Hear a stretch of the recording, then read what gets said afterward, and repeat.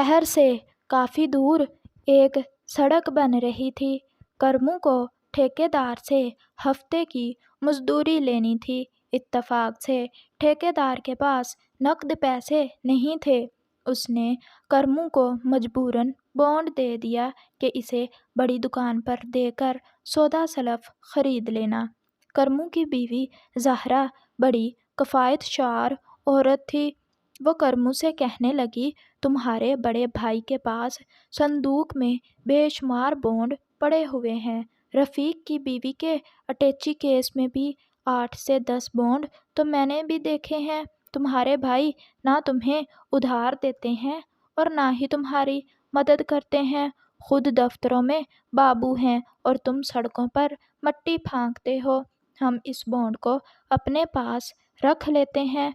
हो सकता है कि रब हमसे राज़ी हो जाए और हमारे दिन फिर जाएं। अल्लाह ने वाकई उनकी सुन ली थी।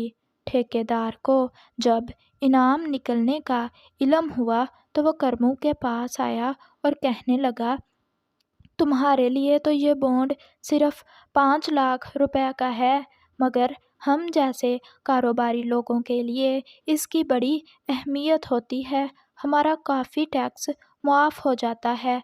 तुम सीधे साधे आदमी हो, बैंकों में धक्के खाने की बजाय तुम ये बॉन्ड मुझे 5 लाख रुपए में दे दो। करमू बोला, बिस्मिल्लाह जनाब, पहला हक आपका ही है, आप खरीद लें। ठेकेदार ने करमू को 5 लाख रुपए का थैला भर कर दिया। अगली सुबह इसके दोनों बड़े भाई अपनी बीवियों के साथ करमू के घर आए हुए थे।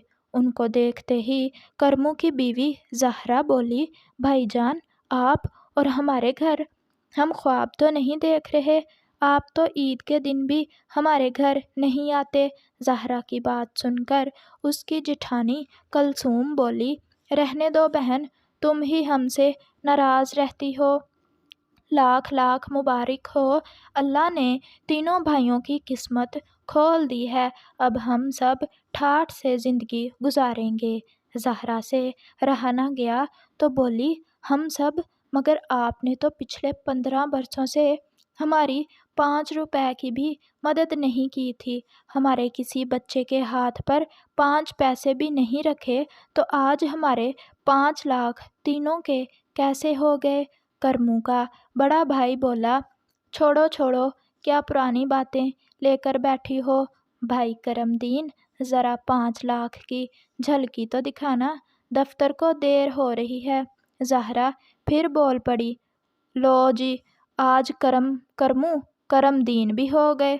वाह, अरे पैसा, खामोश खामोश खामोश। करमू 3 दफ़ा चीखा और सबको जैसे सांप सूंघ गया।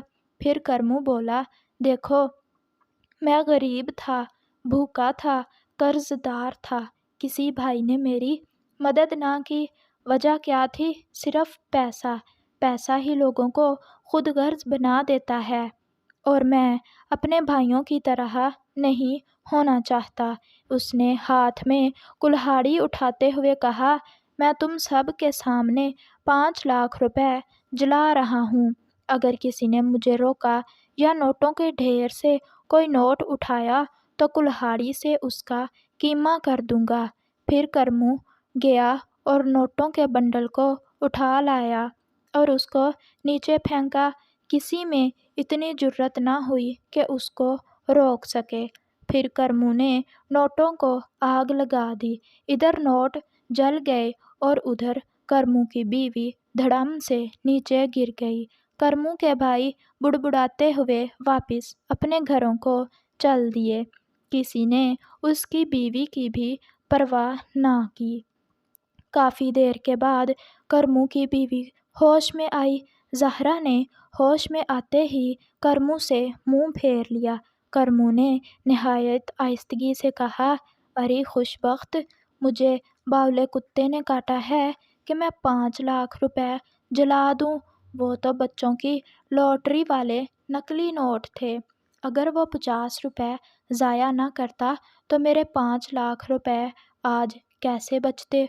वो देखो, पूरा बैग नोटों से بھرا ہوا ہے۔ اچھا، اب جلدی جلدی خود بھی تیار ہو جاؤ اور بچوں کو بھی جلدی جلدی تیار کرو، ہمیں یہاں سے فوراً نکلنا ہے۔